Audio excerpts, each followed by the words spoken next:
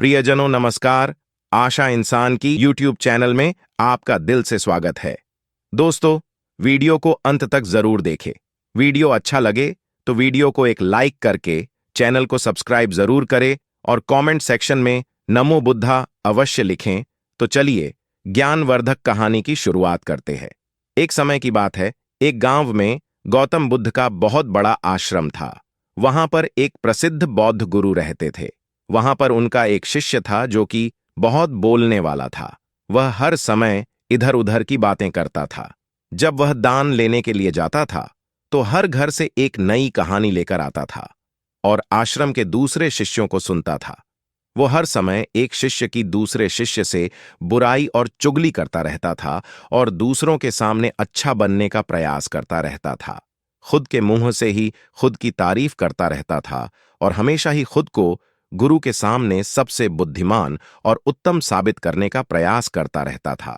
वह खुद को सभी शिष्यों से अलग और श्रेष्ठ मानता था। कहना था कि मैं एक अमीर घर का बालक हूं। अगर मैं चाहता तो एक आरामदायक और सुविधाओं से भरा जीवन जी सकता था। लेकिन मैं वह सब छोड़कर यहां आया क्योंकि मुझे सत्य की खोज करनी है, खुद को जानना है, जीवन को जानना है। इसीलिए मेरा त्याग तुम सबसे बड़ा है।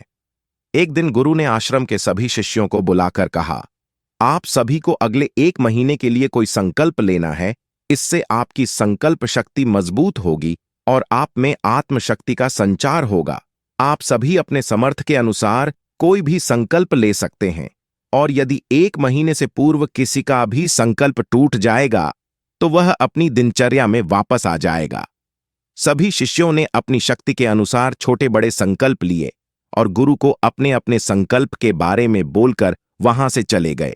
लेकिन वह शिष्य जो खुद को सबसे अलग और बड़ा दिखाना चाहता था, वह सीधे गुरु की कुटिया में पहुंच गया और बोला, मैं कोई छोटा मोटा संकल्प नहीं लेना चाहता, बल्कि खुद की ही जैसे एक बड़ा और महान संकल्प लेना चाहता हूं।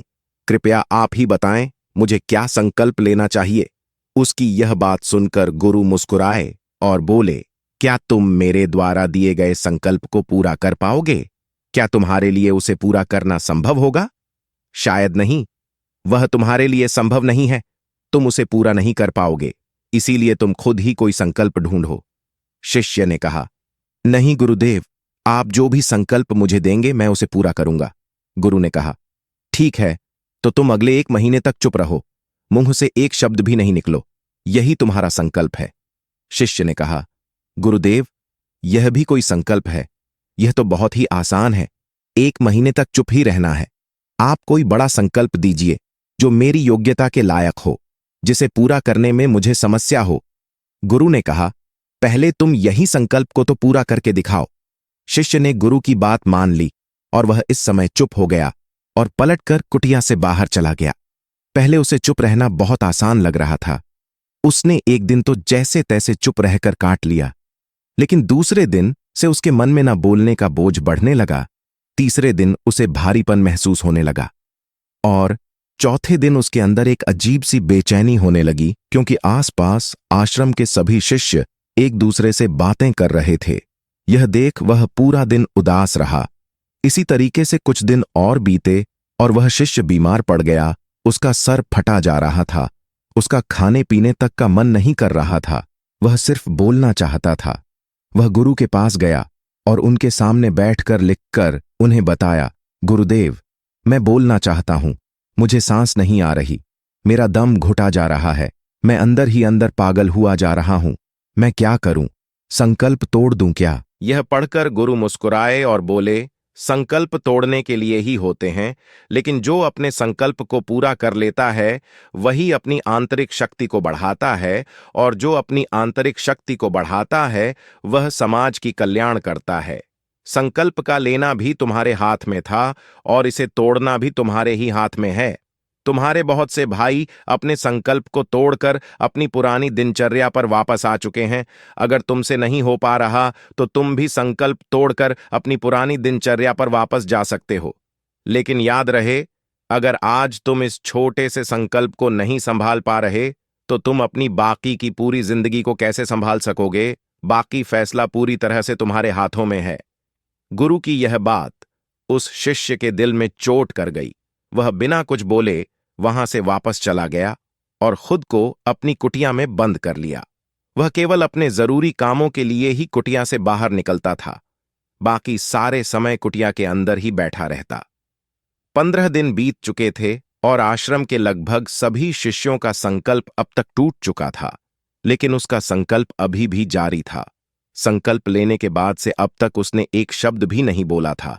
सारा आश्रम हैरान था कि इतना बोलने वाला इंसान चुप कैसे हो गया। 15 दिन बीतने के बाद वह दोबारा अपने गुरु के पास गया और लिखकर बताया है, गुरुदेव, मैं बाहर से तो चुप हूं, लेकिन मेरे भीतर बहुत सी आवाज है, बहुत सी चीज, पुकार और शिकायतें हैं। मैं अंदर ही अंदर बात करता रहता हूं। मेरा मन तरह तरह के प्रश्न पूछता रहता है। मैं बाहर से जितना मौन हूं, भीतर से उतने ही शोर शराबा से भरा हुआ हूं। क्या इस तरह से मेरा संकल्प अभी भी जारी है? गुरु ने कहा, तुम्हारा संकल्प अभी भी जारी है, लेकिन जब तक लोगों की यह आवाज तुम्हारे कानों में गूंजते रहेंगे, तुम्हारा मन बोलता रहेगा, क्योंकि इसे तो आदत है बोलने की। तुम भले ही बाहर से चुप रहो, लेकिन तुम अंदर ही अंदर बोलते रहोगे। तुम्हें इन बातों से, इन आवाजों से दूर जाना पड़ेगा। शिष्य गुरु को प्रणाम कर वहां से चला जाता है और सुबह होते ही अपनी कुटिया छोड़कर जंगल की तरफ चला जाता है। कई दिन बीत जाते हैं, संकल्प का समय भी पूरा हो जाता है, लेकिन शिष्य लौट कर नहीं आया। आश्रम में सभी को डर था कि कहीं उसको जंगली जानवर ने खा न लिया। उसे ढूंढने की बहुत कोशिश की गई, लेकिन वह कहीं नहीं मिला। सभी गुरु भाइयों ने मान लिया था कि जंगली जानवरों ने उसे अपना शिकार बना लिया है, लेकिन गुरु को ऐसा नहीं लगता था। एक दिन आश्रम का एक अन्य शिष्य गुरु के पास आया और बोला, गुरुदेव, हमारे उस अधिक बोलने वाले भाई के साथ क्या हुआ होगा? क्या जानवर ने उसे मार दिया होगा? गुरु ने कहा, हो सकता है कि जानवरों ने उसे अपना शिकार बना लिया हो, लेकिन उसके न लौटने की एक दूसरी वजह भी हो सकती है। शायद उसे वह मिल गया है जिसके लिए वह गया था। फिर शिष्य ने पूछा, गुरुदेव, क्या ज्यादा बोलना इतना हानिकारक होता है? गुरु ने कहा, इंसान के जीवन के बहुत सारे दुखों में से एक दुख यह भी है कि वह कभी चुप नहीं रह सकता, हमेशा कुछ न कुछ बोलता ही रहता है। सिर्फ हमारे बोलने के कारण हमारे आधे से ज्यादा दुख पैदा होते हैं। परिवार के अधिकतर झगड़ों की वजह हमारा बेमतलब बोलना ही होता है।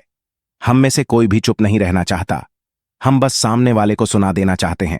जो भी हमारे मन में है सब निकालकर उसके मन में बैठा देना चाहते हैं। उसे समझा देना चाहते हैं कि देख, तू गलत है और मैं सही।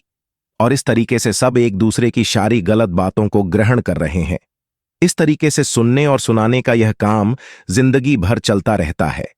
लेकिन इस नासमझी में हम अपना समय, अपना जीवन, अपनी समझ और सबसे महत्वपूर्ण वक्त को हम खो देते हैं। लेकिन इसके बदले हमें मिलता क्या है? कुछ नहीं, सब व्यर्थ और बर्बाद हो जाता है। इस पागलपन में हमने क्या खो दिया, इसका एहसास केवल कुछ ही लोगों को पता है। बाकी लोग जैसे उन्हें अपने आने का पता नहीं, वैसे ही उन्हें अपने जाने का भी पता नहीं चल पाता। शिष्य ने कहा, तो फिर इसका समाधान क्या है? गुरु ने कहा, पूरी जागरूकता के साथ अपने विचारों को देखना ही एकमात्र तरीका है। सारी मानसिक समस्याओं का वर्तमान में रहकर चिंतन करना, पूरी जागरूकता के साथ अपना काम करना जिंदगी में चमत्कारिक बदलाव ला देता है। उसके बाद वह शिष्य गुरु से अपने प्रश्नों का उत्तर प्राप्त कर उनको प्रणाम करके वहां से चला गया। उस शिष्य को आश्रम छोड़कर गए हुए 3 महीने हो चुका था, लेकिन उसकी कोई खबर न थी। तब तो सभी गुरु भाइयों ने भी उसके वापस लौटने की उम्मीद छोड़ दी थी। लेकिन एक दिन वह आश्रम लौट आता है। उसे देखकर सभी के आश्चर्य और खुशी का ठिकाना न रहा। लेकिन अब वह वैसा नहीं था जैसा गया था। वह बिल्कुल बदल चुका था। वह कुछ और ही बनकर वापस आया था। उसके अंदर एक गजब का बदलाव महसूस किया जाता था। उसके चेहरे पर एक गजब का ठहराव और आंखों में बनी शांति थी। आश्रम में आते ही सभी गुरु भाइयों ने उसे चारों तरफ से घेर लिया और बातें करने लग गए। वह भी अपने गुरु भाइयों से बातें करने लगा। उससे बात करने वाले सभी ने यह अनुभव किया कि अब वह पहले जैसा उतावला और बातूनी नहीं रह गया था। उसके मुंह से एक एक शब्द बहुत ही सरल और मधुरता के साथ निकल रहे थे। थोड़ी देर तक गुरु भाइयों से बात करने के बाद वह सीधा गुरु की तरफ चला गया उसने गुरु के चरण छुए और कहा, गुरुदेव, क्या मैं अभियान में हूं? क्या अभी मेरा संकल्प जारी है? गुरु ने कुछ देर तक शिष्य की आंखों में बड़े ध्यान से देखा और कहा, हां, तुम अभी भी अभियान में हो। तुम्हारे मुंह से एक भी शब्द निकल नहीं रहा और तुम्हारा संकल्प अभी भी जारी है। शिष्य ने कहा, गुरुदेव, जब मैं आश्रम से गया तो मैं मुंह से तो चुप था, लेकिन मेरे अंदर बहुत सी आवाज हो रही थी। मन में बहुत से प्रश्न थे और वह बंद नहीं हो रहे थे। तो मैं जंगल में चला गया, इस उम्मीद से कि वहां मुझे शांति मिलेगी और मेरे मन की बकबक कम हो जाएगी। लेकिन मैं जितना एकांत में जाता गया, मेरे अंदर की आवाज उतनी ही तेज होती गई। मेरे भीतर की पुरानी से पुरानी आवाज मुझे सुनाई देने लगी। तब जाकर मैंने महसूस किया कि मैं कितना गलत कर रहा था। जब मैं अपने परिवार वालों, दोस्तों को और गुरु भाइयों को बुरा भला कहता था, तो उसे समय मुझे लगता था कि मैं सही कह रहा हूं। जब मैं गुरु भाइयों की एक दूसरे से चुगली करता था और उनका मजाक बनाता था, तब भी मुझे यही लगता था कि मैं उनसे बेहतर हूं और मैं सही कर रहा हूं। लेकिन उस दिन मैंने पहली बार महसूस किया कि मैं कितना गलत बोलता था। काफी दिनों तक यह सारे शोर और शिकायतें मेरे अंदर चलती रहीं, लेकिन धीरे धीरे करके एक दिन यह सारी आवाज मेरे अंदर से समाप्त हो गई। अब मैं भीतर से भी मौन हो गया। उसी घने जंगल में कोई बोलने वाला था नहीं और भीतर कोई आवाज बची ही नहीं थी। और मैं उसी दिन पहली बार मौन का सही अर्थ समझा। मेरे चारों तरफ बहुत शांति थी। हालांकि अभी भी कुछ आवाज आ रही थी जो पहले भी आती थी, लेकिन मैं उन्हें सुन नहीं पाता था। पर अब वह सभी आवाज जो मुझे स्पष्ट रूप से सुनाई दे रही थी, वो थी हवा के चलने की आवाज, चिड़ियों के चहकने की आवाज और पानी के बहाने की आवाज।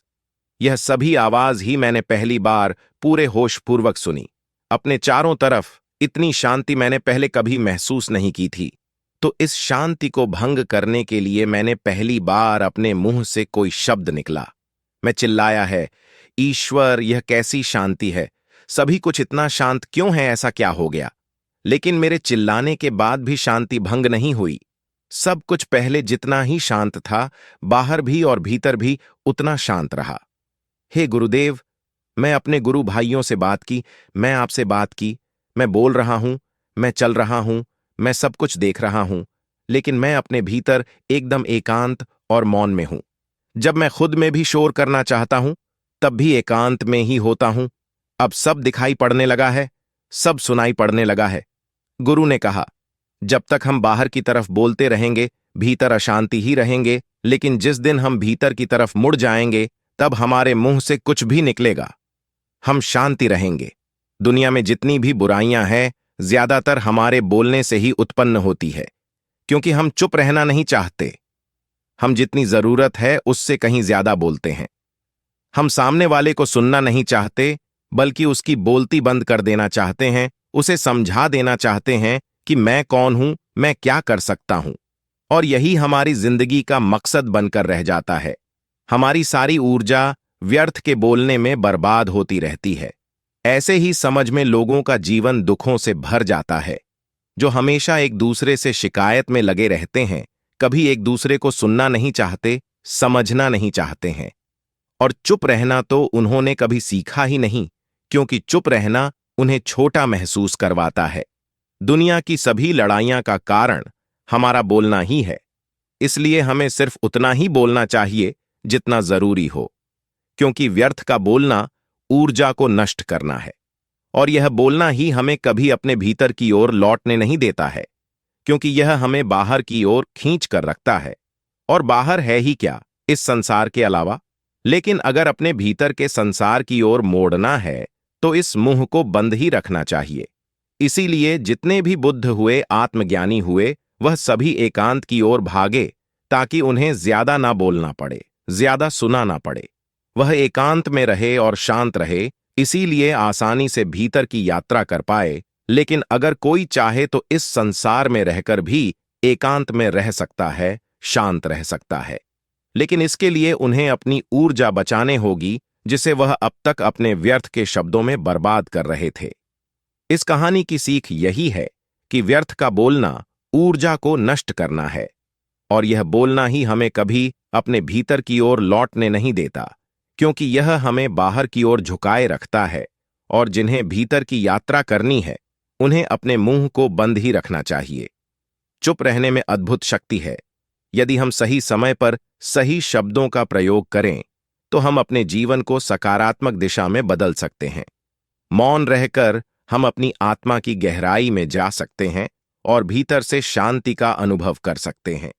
इससे हम अपने विचारों और भावनाओं को साफ करके अपने जीवन को सकारात्मक बना सकते हैं। हमें चुप रहने की कला सीखनी चाहिए ताकि हम अपने शब्दों का सही प्रयोग करके अपना और दूसरों का जीवन बेहतर बना सकें। उम्मीद करते हैं आपको हमारी मोटिवेशनल स्टोरी मौन रहने के फायदे, मौन रहने की शक्ति कहानी पसंद आई होगी।